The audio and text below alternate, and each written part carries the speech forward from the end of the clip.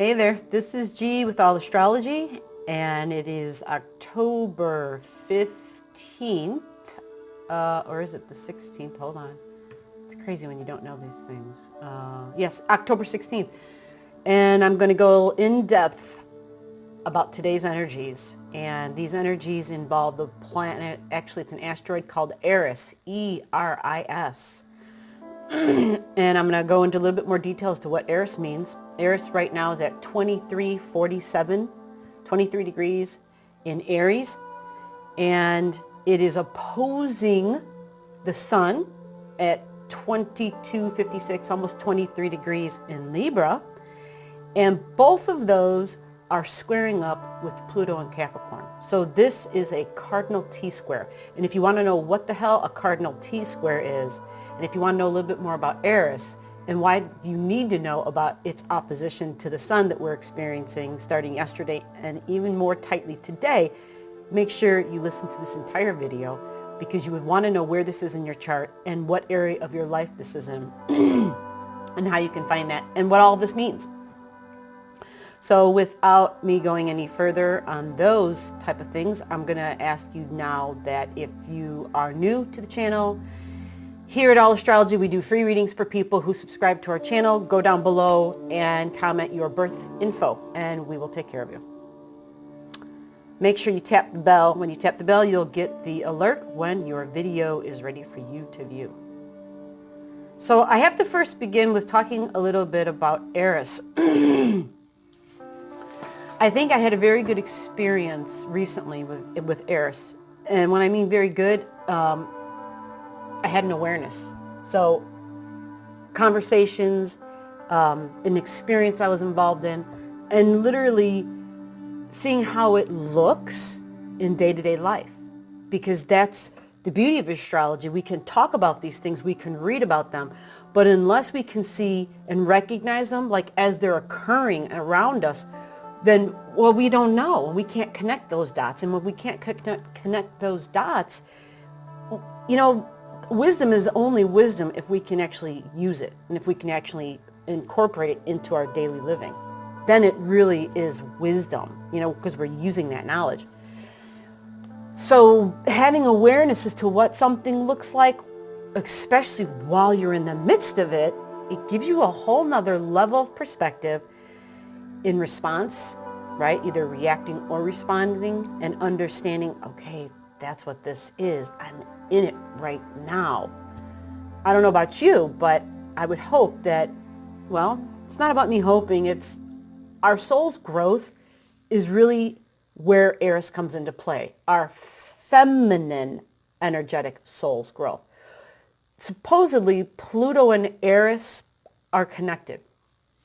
So Pluto is all about our deep soul quest that our soul's been on, the evolution of our soul. But Eris is the feminine degree of that. Eris is an asteroid that is slower moving and further away than Pluto is, which is astounding if you think about that. Now, I'm pretty new to Eris, to be honest with you. I've only heard of Eris, I don't know, maybe within the last year, because it's a smaller asteroid, like I said, that's extremely far away, and we don't hear a lot of talk about it. However, we've been hearing more discussions about Eris because of the fact that Eris is in a cardinal sign, Aries, right? And we're going through all of 2019 has been cardinal, and we've had our eclipses in cardinal signs, all of 2019. Half of 2020 will all be in cardinal energy as well. What's cardinal energy? Cardinal is the energy of doing something, of taking action. You know, it's like, okay, I thought about it, I plotted, I made a plan, I step by step methodically wrote things down and said, this is, you know, what I want to do. But the cardinal is the next part. It's when we take that thing that we have on paper or the thoughts that we have here and we say to ourselves, well, let's implement this. Let's do. Okay, so this is cardinal. Cardinal signs, there are 4 of them. Okay, there's Aries, Libra, Cancer, and Capricorn, right?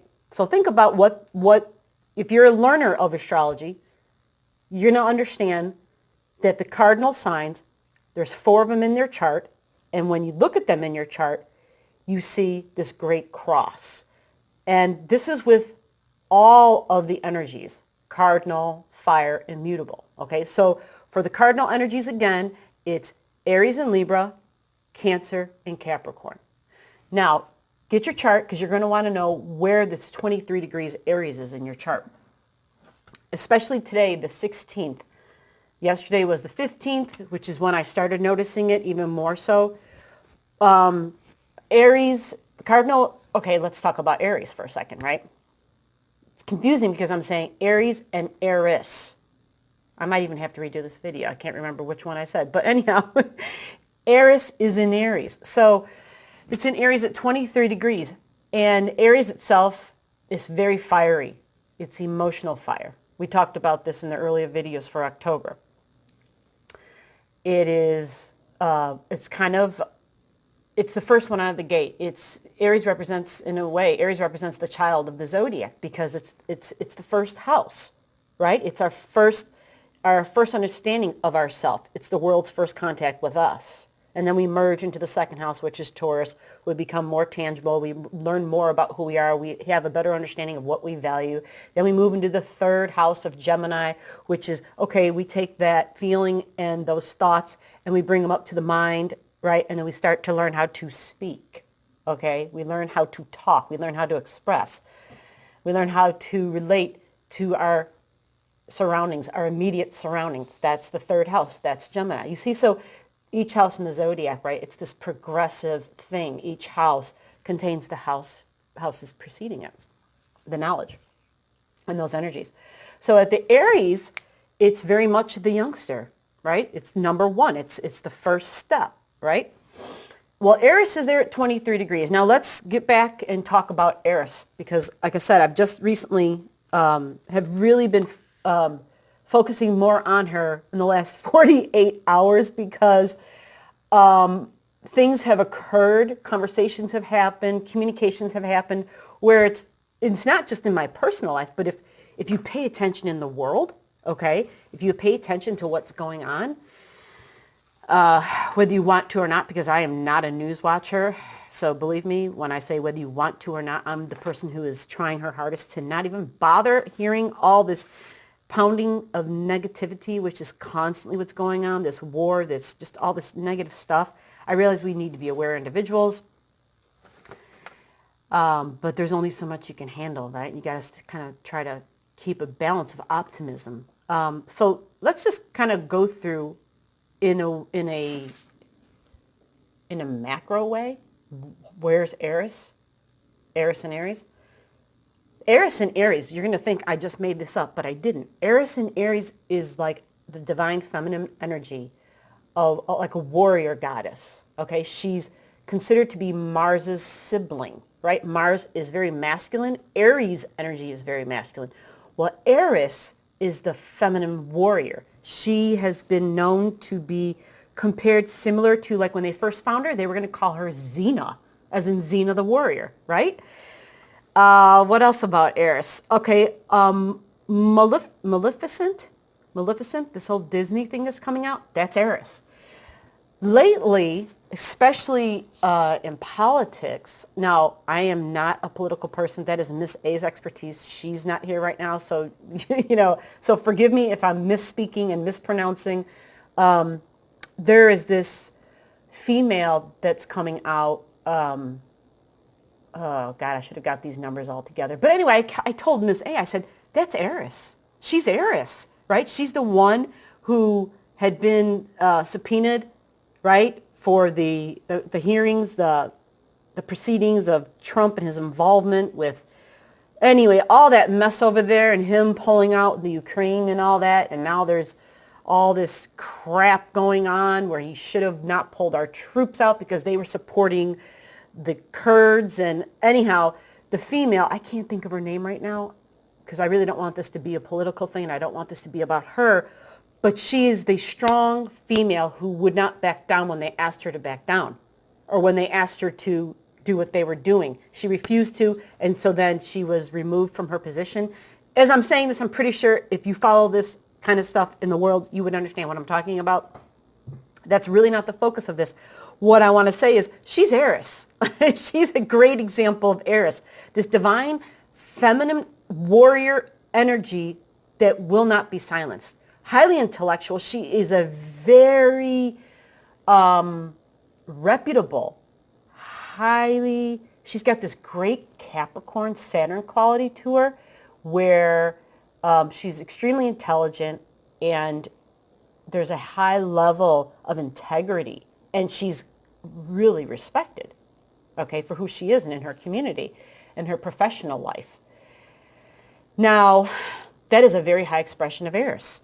Eris, like I said, is the warrior. So the warrior, the feminine warrior, so there's emotions involved. But instead of just being very reactionary and verbally, just spewing crap out, you think and you plot and you're more of a strategist and you respond intellectually. And that's what this woman is doing. So let me give you a little bit more information on Eris. Eris is a dwarf planet. Yeah, I had to write this stuff down. Like I said, this is all brand new. She's a dwarf planet, travels outside the orbit of Pluto. Eris is known as the goddess of discord and strife. Greek mythology, she was known as the feminine who was like the uninvited guest to the family wedding. And to get revenge, she later initiated the Trojan War. So Eris, who travels in the shadow of Pluto, is the feminine archetype of the angry warrioress, a woman scorned. And she has a deep desire for, the word revenge is here, but it's basically to establish a balance. It's basically to reestablish harmony, okay? It's not so much, it can be. A low expression of it is very vengeful. It's the negative expression of it would be just completely there to be disruptive and to cause shit, right? It's the one that shows up at the wedding, walks around, says some shit about, hey, I've been with the groom, I've done this, and that would be a very low expression of Eris. The powerful, methodical, mature, wise expression of Eris is this woman right now who is going and being honest and straightforward and speaking her truth, because that's what Eris is, truth to power. That's Eris. So let's see, what do we got here? She's the female counterpart of Mars. I already told you all that. Okay, so let's get into, she's about feminine power, feminine rights, but feminine rights to the degree of, I need to be acknowledged and recognized as a strong feminine individual. I need to be acknowledged and recognized for who I am and all my feminine qualities, traits, and characteristics, for my feminine energy in this patriarch society. The feminine needs to rise up and establish a balance. We all see it very clearly in our world, especially now.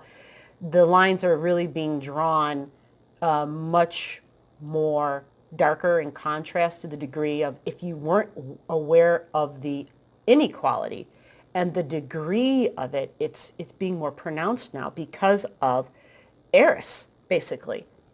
And our feminine archetype is the same, basically. And, well, we decided to incarnate at this time and to be around for this time and to be around to help express this high level of feminine power. Okay? Yes. So, rising awareness of female repression. Sound familiar? Eris is in pain. She struggles to get through her emotional aggression because, again, she's the sibling of Mars. Mars is aggressive, right? Eris can be used positively. Again, I mentioned this already before. She was like the uninvited guest looking to be acknowledged. And she's looking to be acknowledged. And how is she going to do this? She's going to do this through discord, through discomfort, through confrontations, through discussions, through sitting down and talking, but not letting confrontations escalating. Not going to the state of aggressiveness, but not backing down. Speaking her truth. This is Eris. Where is she in your chart? She's 23 degrees. It's important today because she exactly is opposing the sun today. The sun's like 22:55 at this moment as I'm doing this recording, and this is Central Daylight Time where I'm recording at. So we have this exact opposition. Remember what the opposition means, right? This is Eris and Aries, fiery ass Aries, right? This is the sun. The sun is also our fire. Very powerful. Sun is in Libra right now. What else do we have in Libra right now? We have Mars in Libra right now, okay? Thankfully, the sun's going to keep moving, so Mars won't catch up because, yeah, anyway, I'm not going to go there. It would be a real battle if we had Mars and Mars. But in essence, we kind of do have Mars and Mars because Mars rules Aries, and Mars is in the sign of Libra. Eris is in Aries, and the sun is in Libra. You see, so there's this big opposition happening. Now, here's the opposition. What is a T-square and how does that come into play? If you look in your chart, you have Pluto at 20 degrees, the transiting Pluto. Okay, not your natal Pluto, not where you were born, but the transiting Pluto is right here, up here at 20 degrees. Okay, so this means there's a 23 degrees Eris, which is squaring the 20 degrees Capricorn, Pluto and Capricorn. It's a 3-degree orb, right? It's a 3 degrees. This is at 20, this is at 23. That's called an orb. So it's a 3-degree orb. Now we've got the sun here at 23 degrees in Libra, and we've got Pluto up there at 20 degrees. Okay, so that's again a 3-degree orb. And so this creates a T-square. You see the T? The upside down T? Doesn't matter in astrology whether it's an upside down T, whether, it just depends on how you look at it. It just depends how you turn your chart. Doesn't matter. But it creates a T-square. Now, if you have any planets near that 23 degrees Eris in Aries, so if you have any planets, cardinal planets, because if you have any planets at like 20 or 23 degrees, actually, I would say 18 to 20, 23 degrees of anything cardinal, because cardinal then would be, right, you've got Aries and Libra, and then you've got Capricorn up here, and you have Cancer down here. So that would create a great square, which would actually establish a sense of balance. So if you have any planets there, that would be good. Right now, the north node, the transiting north node, is at 11 degrees. So it's not part of this. It's actually out of orb. It's not playing a role in this. So we have a T-square. But in your chart, you would want to look up Aries, see if you have anything between 18, 22, 23 degrees. Libra, 18 to 22, 23 degrees. And, well, we know the transiting Pluto is in Capricorn at 20 degrees. Actually, it's 21 degrees roughly because it's 2041. So that's 20 degrees. 21 degrees. So this is creating a great tension, great friction. Eris, again, wants to battle. She wants to be acknowledged and recognized. Eris wants to be loved. Eris wants to be loved, bottom line. Wants to be loved for her feminine qualities, traits, and characteristics, and is tired of being repressed. That's what Eris is. So if you are having communications or conversations with anybody right now, and you're feeling this like, okay, why the hell do I feel like we're at a constant battle? Like I say this and you say this. I say this and then you say this. I say this, then you say this. Then I realize, okay, I'll agree and I'll say this, but then there's still this disagreement or this tug of war happening. So when we can look at it astrologically on paper, and then we look at our chart and we're like, oh, damn. So I'll give you an example. The chart I'm looking at, I should probably take my camera and point it that way. The chart that I'm looking at, which I'll actually do, let me see if I can do this while I'm recording. Maybe it won't let me do this. How about we go like this, turn this all the way around. Maybe this isn't a good idea, but I can always exclude it. So if you look closely, okay, we have, hopefully I have everything in there. If you look closely, right, so here is Eris at 23 degrees, 23:47, and she's retrograding. Okay, in July, Eris was at 24 degrees and she started retrograding. Now she's going to keep retrograding. She's going to keep retrograding, which means she appears to be moving backwards. She's going to keep retrograding until, oh my gosh, when is that till? So actually, she stations direct. She does go forward and backwards, and this is happening until 2023 actually. But it's going to become a real factor because I want you to write this date down, January 10th of 2020. That's not far away. January 10th of 2020 is where she stops retrograding, she stands still. Now, anytime a planet is going to switch directions, they slow down, they come to a standstill, and when they're sitting still, remember, like the candle, put your hand over the flame, it becomes extremely intense and you can't handle it, it becomes unbearable. This is what Eris is going to do, and that's January 10th, 2020, she'll be standing still. Now, if you've been following along with the astrology, January is a really big month.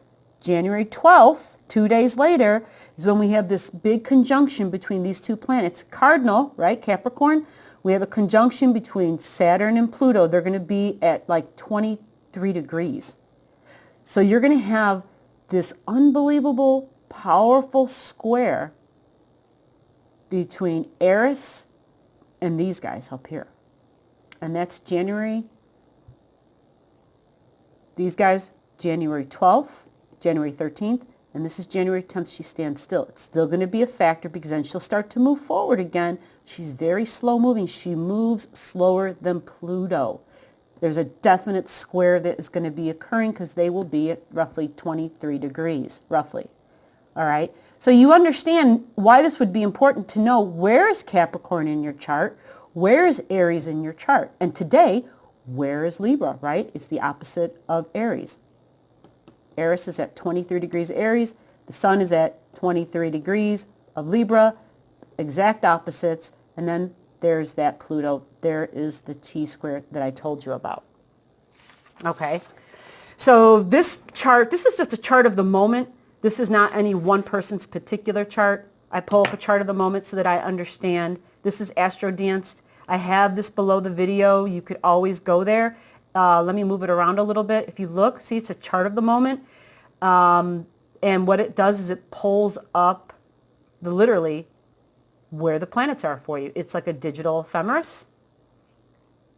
And it shows it in the form of a graph or in the form of a pie chart. And you can read the actual locations, the minutes, the seconds, the degrees, minutes, seconds.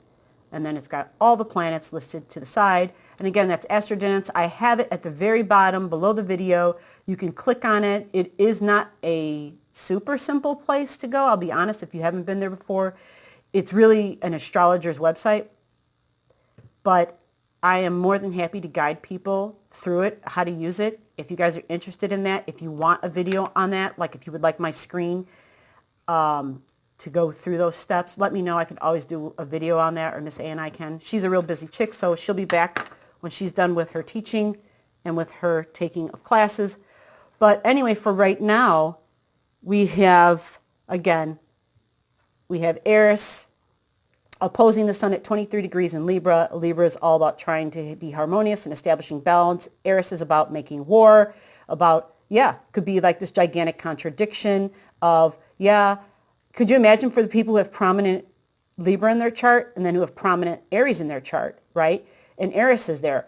And we've got this Mars over here. We have Mars on both ends. So they have like this internal struggle going on with them. And they're being pulled. This is hard for Libras. People who are Libra sun signs, look at that. Or even Libra moons and Libra rising signs. This would be a battle.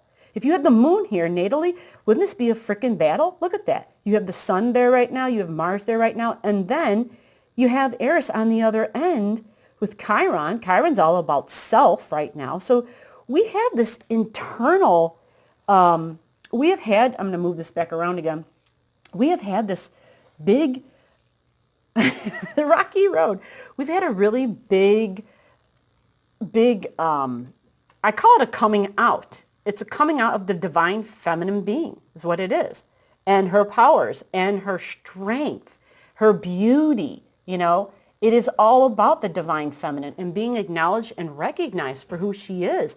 And being, the repression has to end is what it's about. The repression must end. And yeah, this is it. We're in it. So you would want to know where this is in your chart. Again, I can put these numbers down below the video, the degrees, so that you can find all this in your own time when you have the time and then better understand it. But at the end here, I want to just go over quickly. I'll read a little bit more about Eris so you better understand what is going on in that house and in that spot. And anytime any transiting planet squares that, you can better understand what the hell's going on with you and your emotions, because Aries is fiery emotion. Aries is our blood. It's what we're passionate about because it's ruled by Mars, and what we will not back down. We are willing to stand up and fight. And plus Eris is there, okay?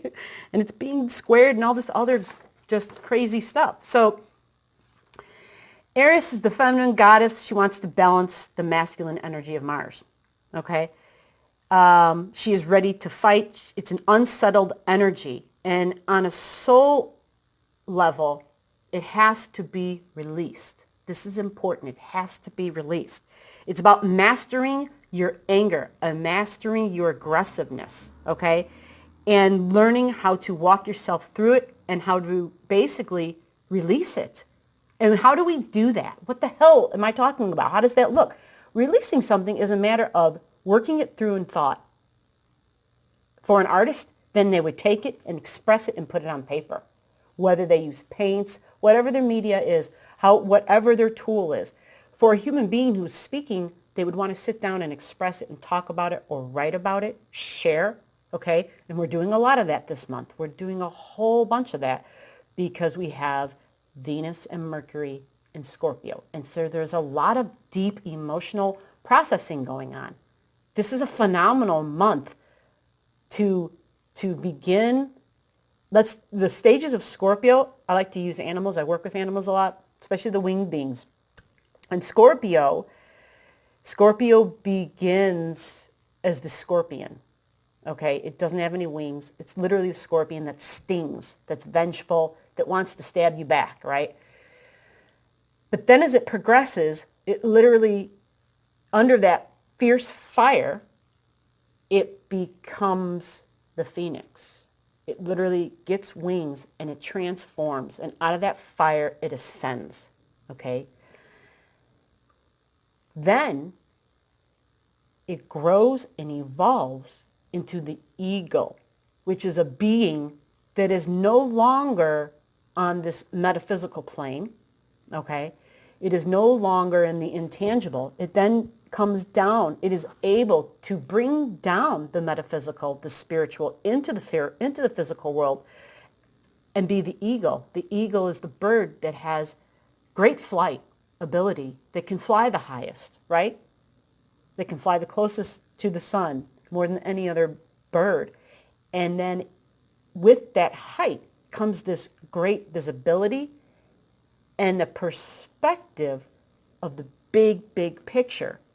So typically people who are expressing Scorpio in a very high way, okay, very elevated sense of the Scorpio energy, it's a very much ascended perspective, because they can see this, they can see that, they can see everybody that's there at the table.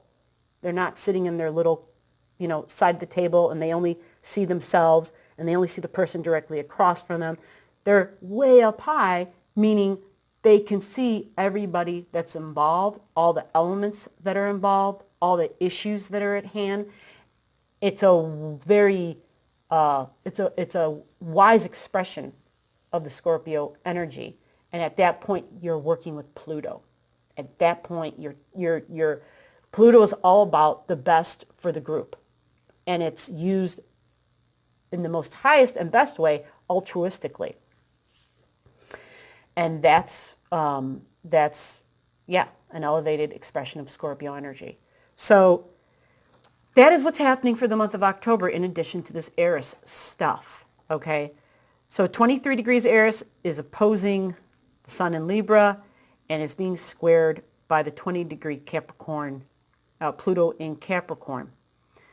Elevated feminine energies, a recognition of our feminine energies. Here's a question. How do you react or do you respond? So what you would want to know is, where's Aries in my chart? See where 23 degrees Eris is. And ask yourself, am I in a reactionary phase or I am in a responsive phase? Do I think first before I speak, right? We've been talking about this for a long time with Aries. Make sure that you're thinking before you're acting. Make sure you're looking before leaping. You do have to be heard, but when you're in a reactionary phase with the Aries energy, you think that you have to fight Mars. You think you have to fight physically to be heard, or to verbally fight. You think you have to fight to be heard.